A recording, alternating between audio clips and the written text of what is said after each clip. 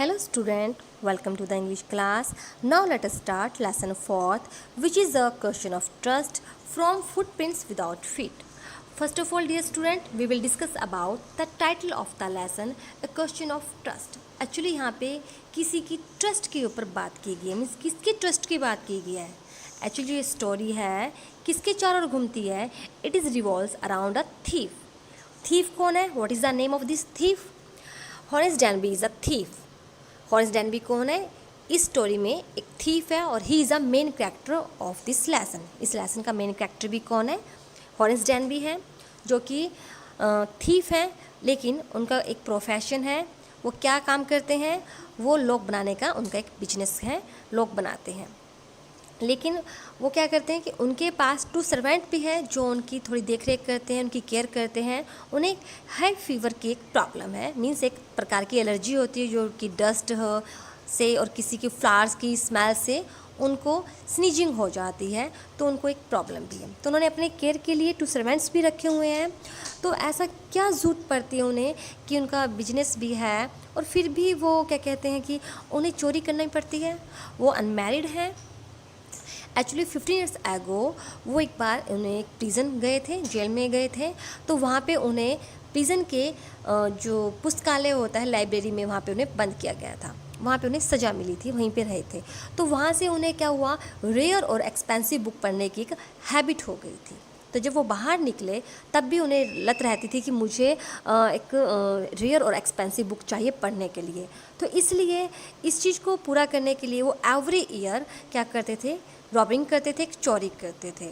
तो जो जहाँ वो चोरी करते थे उनसे वो इतना ले आते थे, इतनी चुरा लेते थे कि उनका पूरे 12 महीने का जो था खर्च चल जाता था.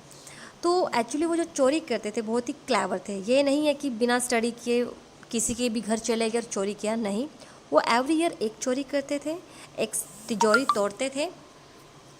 तो उनका एक तरीका था, वो पहले जहाँ पे उनको चोरी करनी होती थी वो पूरा केस करते, पूरे केस की स्टडी करते थे. मीन्स पूरे उनके घर की स्टडी करते थे, कितने लोग हैं, कहाँ रहते हैं, कहाँ गए हुए हैं, कौन सा उस घर में कितने रूम बने हुए हैं. वो हर एक चीज़ की पहले से पढ़ते थे, उसको ध्यान से देखते थे. तो जो वो था, तो सॉरी, इस बार जो वो चोरी कहाँ पे करेगा, इस बार जो डैनबी है वो है शोटोवर ग्रेन्स, एक घर है, उसको उन्होंने चुना है चोरी के लिए. एक्चुअली अब तक जितनी भी चोरी की है डैनबी ने, तो अब तक वो सक्सेस रही है. कभी भी ऐसा नहीं हुआ कि वो पकड़े गए हैं. वो बहुत ही क्लेवर वे में चोरी करते हैं. तो इस बार भी उन्हें था कि मैं नहीं पकड़ा जाऊंगा और मैं बहुत आराम से चोरी कर पाऊंगा.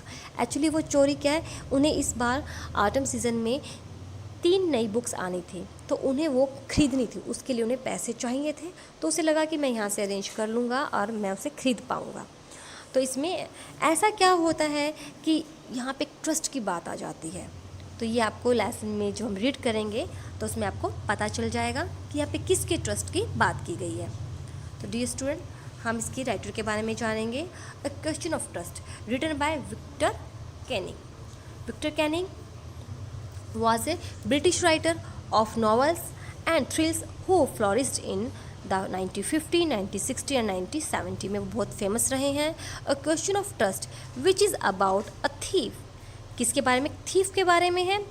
Horace डैनबी who got a taste of his own medicine. इसका मीनिंग क्या है?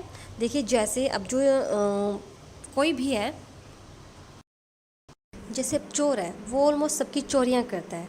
तो उसे किसी की चोरी करने के बाद किसी का कोई अनुभव नहीं होता कि वो क्या महसूस करता है. जिसका चोरी की जाती है उसे क्या रियलाइज़ होता है, उसे इस प्रकार के एक्सपीरियंस का कोई भी अनुभव नहीं है.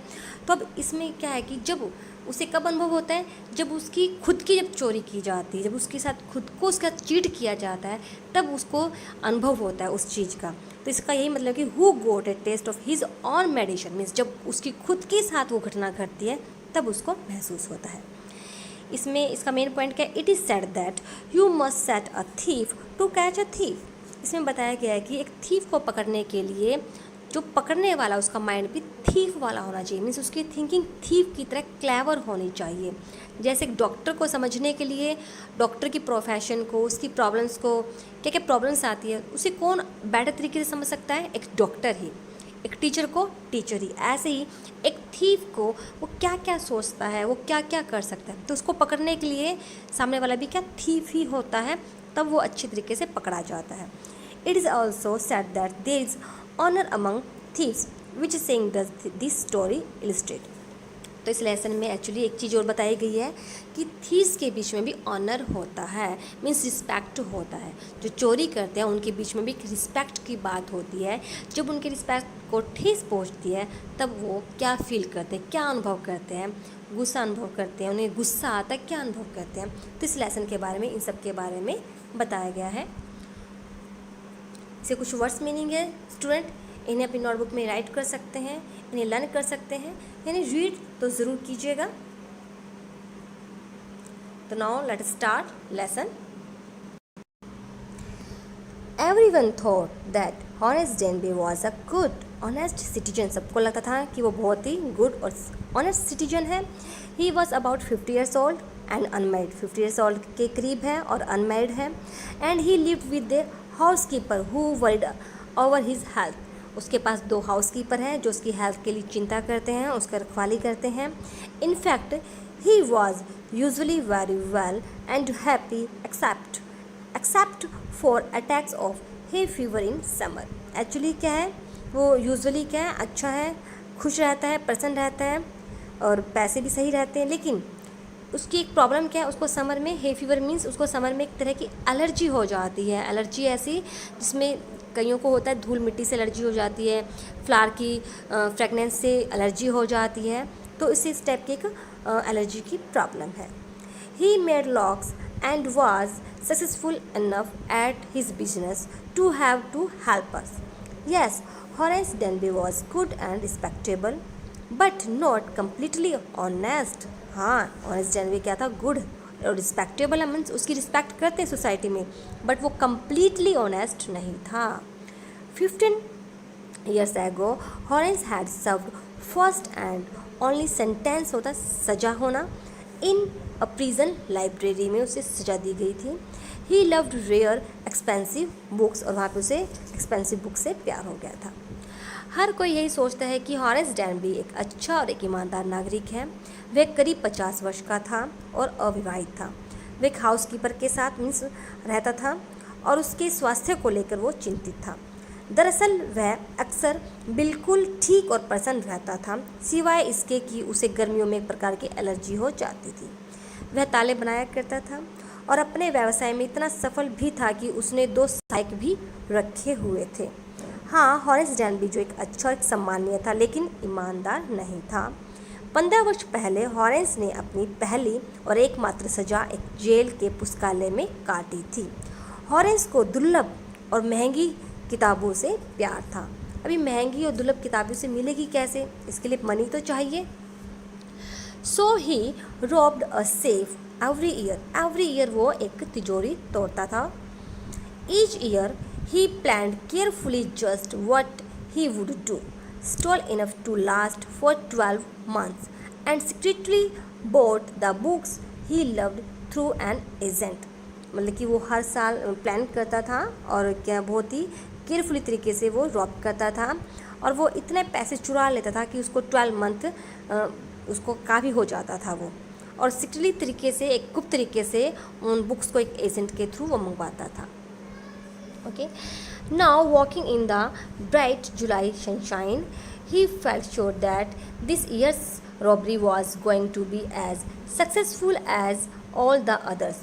For 2 weeks, he had been studying the house at Shotover Grange, looking at its rooms, its electric wiring, its path and its garden. This afternoon, the 2 servants who remained in the Grange while the family was in London. उसने पता कर लिया था कि उसमें जो 2 servants रहते हैं वो यहीं पे हैं और जो 2 फैमिली मेम्बर हैं वो लंदन में हैं। Had gone to the movies, और वो भी कहाँ, सर्वेंट जो है वो भी मूवीज़ देखने गए हुए हैं, उसने पहले सब कुछ पता कर लिया था। हॉरेंस saw them go. He felt happy in spite of a little tickle of hay fever in his nose. वैसे वो खुश था, उसे लगा था कि मेरा रास्ता साफ है, मालिक है नहीं, नौकर भी नहीं है। बट उसको क्या प्रॉब्लम थी, बस उसके नॉज में एक थोड़ी सी झंझनाहट रहती थी उसको, क्योंकि है फीवर था, उसको एक एलर्जी थी, तो उसे थोड़ी सी उसकी प्रॉब्लम थी। He came out from behind the garden wall, his tools carefully packed in a bag on his back. तो देखिए, जुलाई की चमकीली धूप में अब चलते हुए उसे पूरा यकीन था कि इस साल की डकैती वैसी सफल रहेगी जैसे हर वर्ष रहती है। उसे कोई डाउट ही नहीं था कि इस बार भी कुछ होगा, उसे लगा सफल होगी। 2 सप्ताह तक उसने शोटोवर ग्रेंज के उस घर का अध्ययन किया, उसके कमरों को देखता रहा, बिजली की फिटिंग को, रास्ते, बगीचों को। उसने पता किया अंदर एक डॉग रहता है, पेंटिंग है, सब कुछ उसने देख लिया। आज दोपहर दोनों नौकर जो ग्रेंज में रहते थे, जिनका बाकी का परिवार जो था वो कहाँ गया, तो उनका बाकी का परिवार लंदन में था। फिल्म देखने गए हुए थे, मीन्स जो 2 नौकर थे वो मूवी देखने गए हुए थे और जो बाकी परिवार था वो लंदन में था। हॉरेस ने उन्हें जाते हुए देख लिया था। वह बहुत खुश हुआ, यद्यपि उसके नाक में एक एलर्जी के चलते थोड़ी झंझनाहट गुदगुदी सी हो रही थी। वह बगीचे की पिछली दीवार से आया। उसके औजार जो थे सावधानीपूर्वक एक थैले में उसकी पीठ पर थे। There were about 15,000 pounds worth of jewels in the grand safe. Grand safe में 15,000 वर्थ यानी इतने ज्वेल था, उसको ज्वेलरी थी। If he sold them one by one, he expected to get at least 5,000, enough to make him happy for another year. There were 3 very interesting books coming up for sale in the autumn. Now he would get the money he wanted to buy them. He had seen the housekeeper hang the key to the kitchen door on a hook outside. उसने देख लिया था कि जो housekeeper है उसने चाबी को किचन डोर के बाहर की तरफ हुक पे टांगा हुआ था। He put on a pair of gloves. Gloves डालता था हमेशा ताकि उसके निशान, उंगली के निशान जो कहीं भी नहीं रहे। Took the key and opened the door. Door को खोला। He was always careful not to leave any fingerprints. वह हमेशा केयरफुल रहता था ताकि कोई भी फिंगरप्रिंट्स नहीं रहे। ग्रेंज की इस तिजोरी में करीब 15,000 पाउंड के आभूषण थे, 15,000 के आभूषण थे। यदि वह उन्हें एक एक करके बेच दे तो करीब 5,000 पाउंड मिलने की उसे उम्मीद थी, जो उसे 1 साल तक और खुशी दे कर रख सकते थे। पतझड़ में 3 बहुत रोचक पुस्तकें बिक्री के लिए आ रही थी और उसे वह पैसा मिल जाएगा जिससे वह उन पुस्तकों को खरीद सकता था। तो इसकी यही सोचते उसने इस घर को रॉब करने का सोचा था। उसने घर के रखवालों को दरवाजे की चाबी को रसोई घर के दरवाजे के बाहर एक खूंटी पर टांगते हुए देख लिया। उसने दस्ताने पहने, चाबी ली, दरवाज़ा खोला। वह हमेशा बड़ा सावधान रहता था कि कोई भी उंगलियों के निशान ना रहे। A small dog was laying in the kitchen. It stirred, made a noise, and moved its tail in a friendly way. "All right, Shri," Horace said as he passed. "All you had to do keep dogs quiet was to call them by their right names and show them love." Means Horace को पता था कि जो dog वगैरह जो घर में होते हैं उन्हें किस तरीके से हैंडल किया जाता है, तो उन्हें पता था कि उन्हें उनके नेम से प्यार से बुलाओ तो वो हैंडल हो जाते हैं। The safe was in the drawing room behind to a rather poor painting. Horace wondered for a moment whether he should collect pictures instead of books, but they took up too much room in a small house. Books were better. रसोई में एक छोटा सा कुत्ता लेटा हुआ था। वह हिला, स्ट्रीट मीन्स हिलना, थोड़ी सी उसने आवाज़ की और मैत्रीपूर्ण ढंग से अपनी पूँछ हिलाने लगा। मीन्स उसको लग रहा था कि जो ये डॉग है बहुत जल्दी ही मतलब कि वो उसको अपनी बातों में पटा लेगा। शैरी उसका नेम था। "सब ठीक है?" हॉरेस ने कहा जैसे ही वह वहाँ से गुजरा। मीन्स जैसे डॉगी नीचे आया तो हॉरेस ने उसे कहा, "शैरी, सब ठीक है?" तो उसे लगा नहीं, उसने डॉग को ये लगने नहीं दिया कि वह कोई अजनबी है या कोई चोर है। इस ढंग से उसने फ्रेंडली वे से उससे बात की। कुत्ते को खामोश करने के लिए आपको जो करना पड़ता है वह है उन्हें उनके सही नाम से पुकारना और उन्हें प्यार दिखलाना। मीन्स अगर डॉग है, अगर उन्हें प्यार से उनके साथ रहेंगे और उनके नेम से बुलाएंगे तो वो थोड़े से क्या है हमारी बातों में आ जाते हैं। मीन्स वो हम पे बाक नहीं करेंगे। उसे इस चीज़ का पता था। तिजोरी ड्राइंग रूम कक्ष में थी। वह भी एक बेकार सी पेंटिंग के पीछे। मीन्स बहुत सारी पेंटिंग थी बट उसे पता था कि इस पेंटिंग के पीछे ही तिजोरी होगी। हॉरेस ने क्षण भर के लिए सोचा कि उसे किताबों की बजाय क्या पेंटिंग इकट्ठी नहीं करनी चाहिए। उसने सोचा कि उसने इतनी सारी किताबों की बजाय उसे भी पेंटिंग इकट्ठी करनी चाहिए, किंतु वे बहुत स्थान ले रही थी। एक छोटे से घर में किताबें बेहतर रहेगी। मीन्स उसने सोचा कि जैसे अब वो क्या है कि किताबों को इकट्ठा करता है, उसका उसने शौक़ रखा हुआ है, तो उसे लगा कि मुझे भी पेंटिंग रखनी चाहिए जैसे इसने रखी हुई है। बट उसने उसी टाइम सोचा कि पेंटिंग को टांगने के लिए बहुत सारी जगह चाहिए, बट और जो किताबें वो थोड़ी सी जगह पे आ जाती है, तो मेरा शौक़ जो है ठीक है, उसने ऐसा सोचा। Okay, there was a great bowl of flowers on the table and Horace felt his nose tickle. वहाँ पे क्या था, great bowl of flowers, flowers का एक बंच था टेबल के ऊपर। हॉरेस को फिर से थोड़ी सी गुदगुदी महसूस हुई नाक में। He gave a little sneeze, उसे छोटी सी स्नीच आई, छींक आई, and then put down his bag. He carefully arranged his tools. He had 4 hours before the servant returned. The safe was not going to be hard to open. उसके लिए उस safe को खोलना कोई मुश्किल बात नहीं थी। After all he had lived with locks, क्योंकि उसको लॉक्स का ही वर्क था। And saves all his life.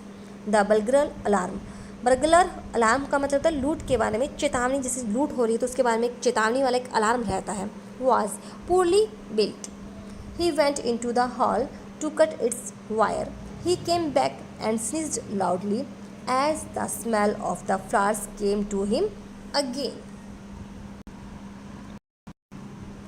मेज पर फूलों की एक बड़ी सी टोकरी थी और हॉरेस को नाक में गुदगुदी महसूस हो रही थी। उसे एक हल्की सी छींक आई और फिर उसने अपना बैग रख दिया। उसने सावधानीपूर्वक अपने औजारों को लगाया। नौकरों के लौटने से पहले उसके पास 4 घंटे थे। उसे पता था कि 4 घंटे में मूवीज़ ख़त्म हो जाएगी, तो उससे पहले उसे तिजोरी तोड़नी है। तिजोरी को खोलना कोई मुश्किल नहीं था। आखिरकार वह अपना सारा जीवन इन्हीं तालों और तिजोरियों के बीच में ही तो रहा था। चोरी से सतर्क करने वाला अलार्म बहुत ही बेकार सा बना था। इसकी तार काटने के लिए वह हॉल में गया। वह वापस आया और ज़ोर से चीखा, क्योंकि फूलों की तेज सुगंध उसे फिर से आई। मीन्स उसको फ्लावर से वही एलर्जी थी, तो वो फिर से वहाँ पर उसने चीख दिया। How foolish people are when they own valuable things. Horace thought a magazine article had described this house, giving a plan of all the rooms and a picture of this room. The writer had even mentioned that the painting hid a safe, but Horace found that the flowers were hindering him in his work. उसने महसूस किया कि जो flowers हैं उसके काम में बाधा पहुंचा रहे हैं।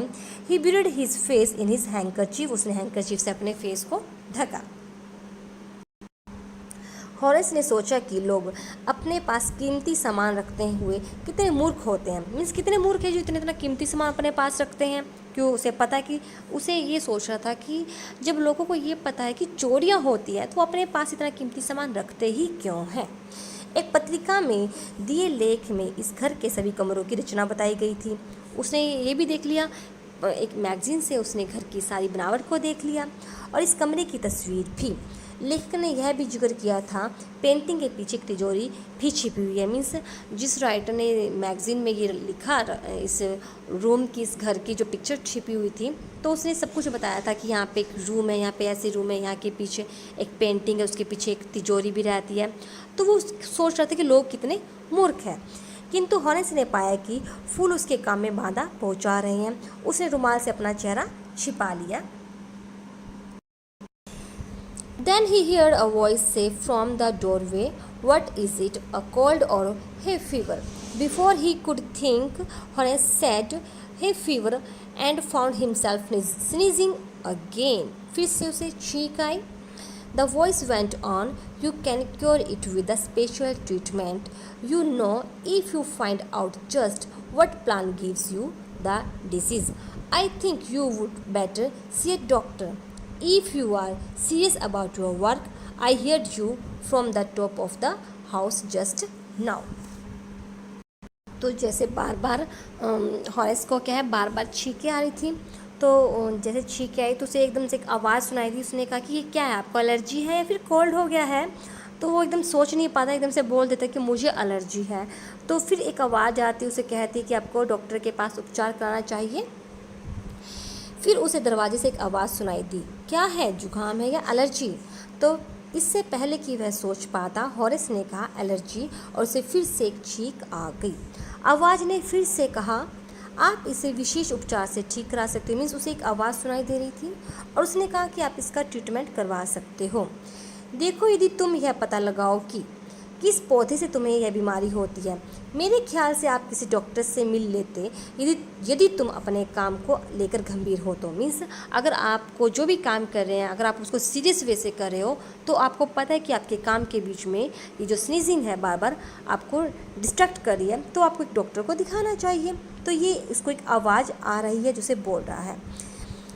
तो मैंने अभी अभी आपकी आवाज़ घर के ऊपर सुनी। मीन्स एक आवाज़ है जो उसे कह रही कि मैं घर के ऊपर टॉप में थी, तो मुझे बार बार आपकी छींके की आवाज़ आ रही थी, तो मुझे लगता है कि आपको डॉक्टर को दिखाना चाहिए।